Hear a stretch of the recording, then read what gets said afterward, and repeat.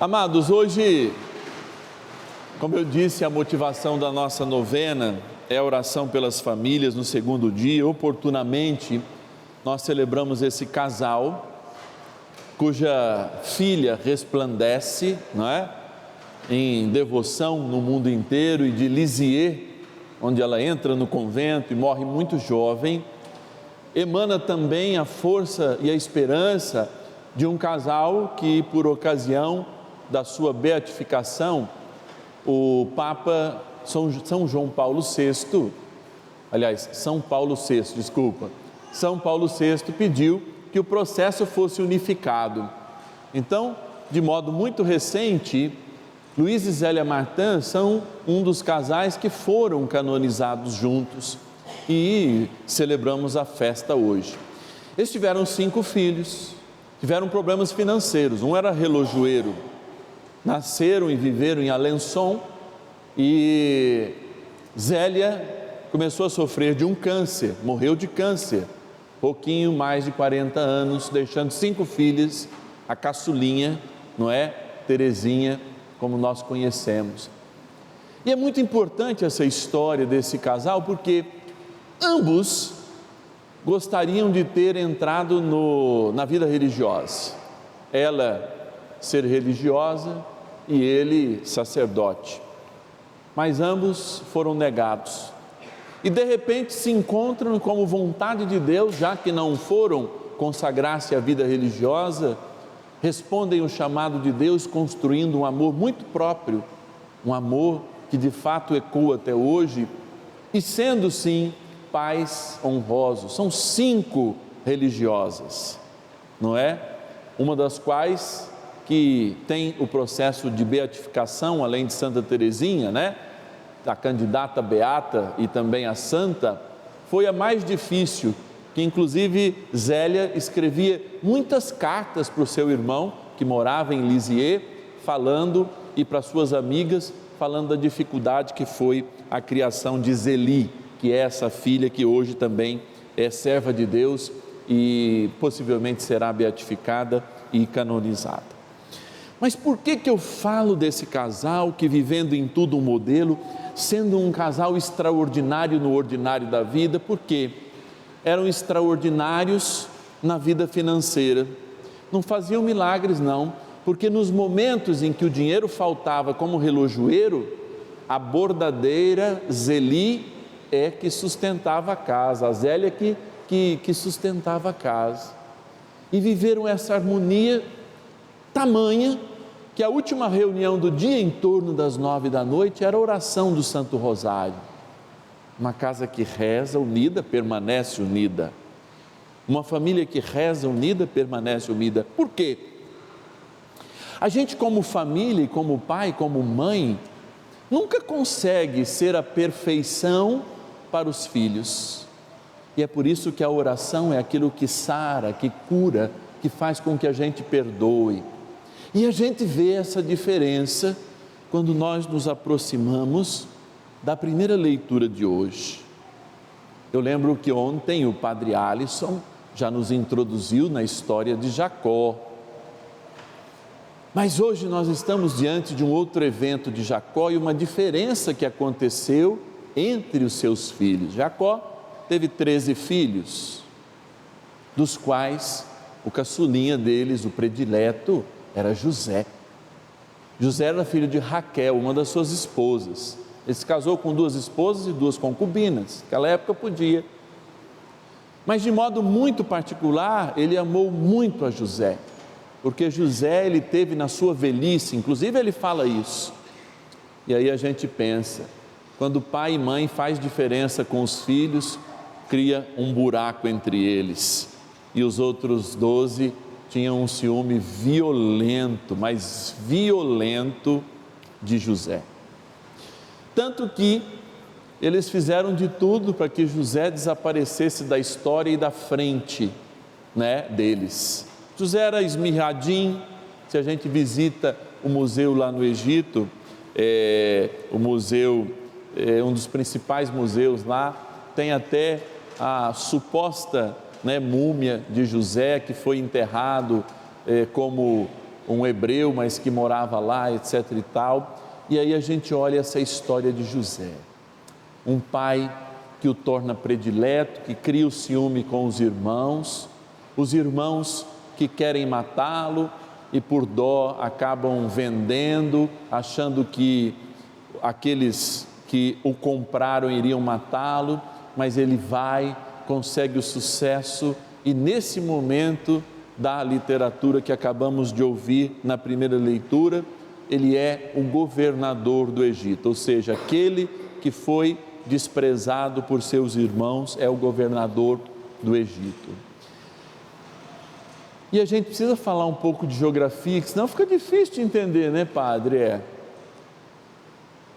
O Egito é o único lugar que ali no norte da África, no Nordeste mais especificamente, mesmo fazendo parte do Egito, um dos maiores desertos do mundo, que a gente conhece como Saara, mas para eles lá tem outro nome.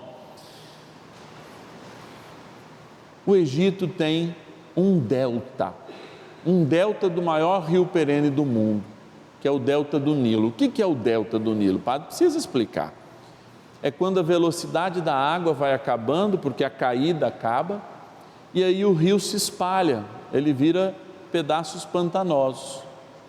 E aí quando aquela água recolhe, aquilo fica extremamente produtivo. Não é à toa que até os romanos atravessavam o mar Mediterrâneo para buscar comida lá no Egito, porque lá era sempre perene, era um rio perene, que quando ele dava a vazante dele, né, e ele se recolhia por ocasião do inverno, todo mundo plantava e tudo era muito próspero. E eles foram lá buscar comida, como os egípcios tinham que comprar comida, como eles desceram lá de Canaã, fizeram uma grande peregrinação e encontram o seu irmão.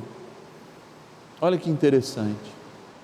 O final da história a gente sabe que José os perdoa, mas José está diante de uma provocação de sentimento. José os aprisiona e depois, num certo momento, deles caírem com o rosto por terra, como faz, ou seja, implorar misericórdia pelos seus filhos para que ele vendesse aquele trigo, José pergunta: e o vosso caçula, onde está? Rubem, como nós ouvimos, lembra, fala: olha, você viu? Eu falei que um dia nós iríamos pagar o sangue do nosso irmão. E sem saber que ele era o seu irmão, eles iniciam um processo de remissão. Eles começam a se arrepender porque começam a enxergar as consequências da bobagem que haviam feito, do crime que haviam cometido. E é bonito como a palavra de Deus mostra os homens fortes, sem medo de demonstrar os seus sentimentos. Você sabe que eu tenho medo de quem não demonstra sentimento, né? Se a gente tem um amigo, um conhecido, um parente, né, que acontece aquela desgrameira muitas vezes que acontece na vida, e a pessoa fica em paz, fala não, está tudo bem, ou passa, ou não se comove com os sentimentos dos outros, não chora em nenhum filme ou qualquer outra coisa assim, eu tenho sempre medo dessas pessoas. Mas José chora. E é interessante que a primeira leitura acaba com o choro de José, que na verdade é a maneira que ele encontrou, e o hagiógrafo encontrou para dizer: olha, diante do medo dos seus irmãos, do arrependimento deles, da consciência do que eles tinham feito, José vai perdoá-los. E assim a gente vai ouvir essa história, ou se quiser, pega lá a palavra de Deus, que é importante, no livro do Gênesis, a partir do 41 lá, e vejam essas coisas. Eu acho que toda família precisa passar por um processo de perdão e de cura. Porque quando eu fico imaginando um homem como Jacó, que tendo a sua mulher acusada de ser infértil, já lá na velhice ele já tinha, ele percebe que ele é capaz de honrar, mas cai no pecado do orgulho, fala: oh, eu sou um velhinho, e conseguir ser pai do molecão bonito, inteligente, esperto, ruivinho, como eles diziam. Jacó cai no orgulho, como muitos pais caem no orgulho. E muitas vezes criam a diferença entre os seus filhos, que vai se aprimorando. Para ver se uma família é unida, é só dar um terreninho de 10 por 10 e falar assim, vamos repartir herança. Aí que a gente descobre se é unido ou se não é unido. Ou você pegar assim uma família, olha aqui, ó, que todos têm casa, um não tem casa e o pai deixou uma casa só. Todo mundo tem casa, tem uns que tem 3, 4. E aí sobrou o caçula ou aquele que cuidou do pai e da mãe lá e está morando na casa, e a gente fala assim, vamos repartir. Aí aparecem as diferenças, aparecem as brigas, aparece tudo isso que não é incomum nem na Bíblia. Não é incomum. Mas é interessante que no Evangelho, a Jesus nos chamar e chamar a todos, ele diz assim, vão 2 a 2, você vê porque fala assim, ó, Tiago e seu irmão, Felipe e Bartolomeu, Tomé e Mateus, Tiago e Tadeu, Simão e Judas. Não dá para viver sozinho. E quando a gente descobre que a família, por pior que seja, por mais traumas que a gente tenha recebido, é o lugar onde a nossa raiz deve estar fincada. E é o lugar onde que frutos doces devem sair, apesar de toda a amargura das nossas raízes, a gente descobre que rever os nossos sentimentos e vivenciar o perdão é o melhor caminho. Por isso é muito feliz hoje celebrar também Luiz e Zélia Martã. Olha, muitas vezes o Luiz Martã disse para Celi, que era a mais velha, que foi também para o convento, que depois a sua irmã foi, deixe de mimar Terezinha, porque Terezinha está muito mimada. E a filha mais velha respondia para o pai, mas como eu não vou mimar ela? Ela é a caçulinha, ela que perdeu a mamãe com 5 anos.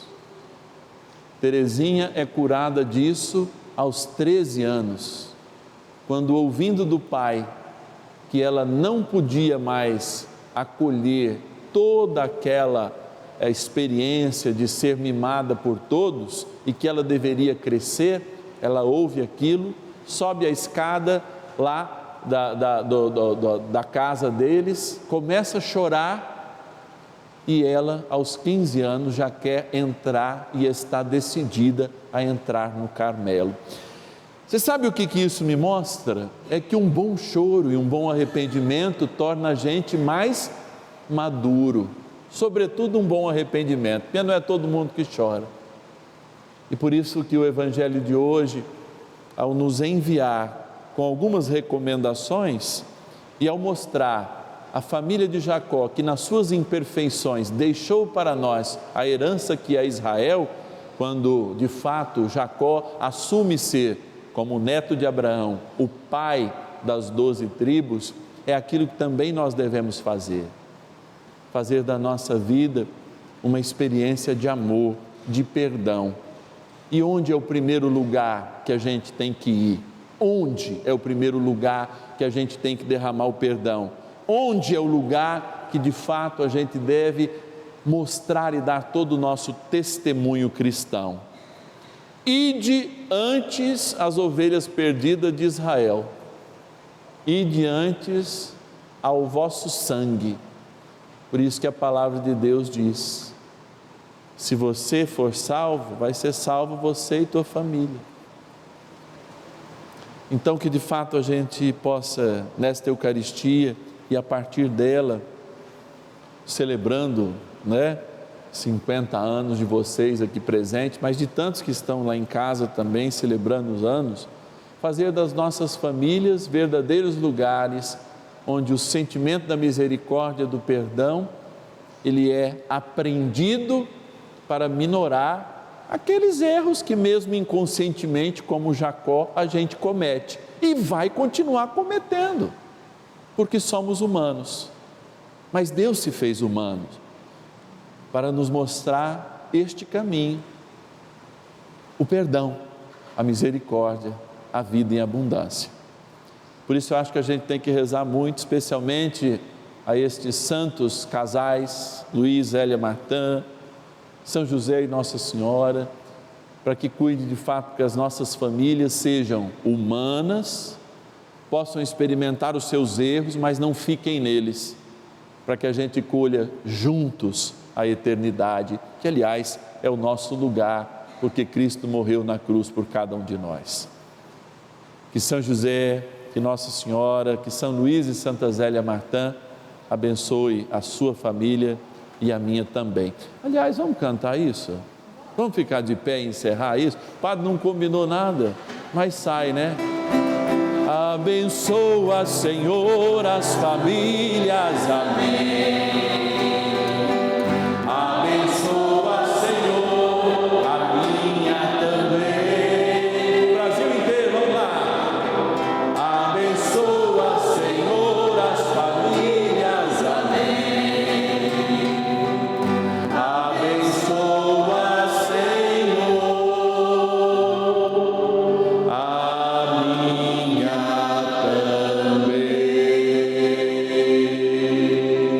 E viva nossas famílias! Viva!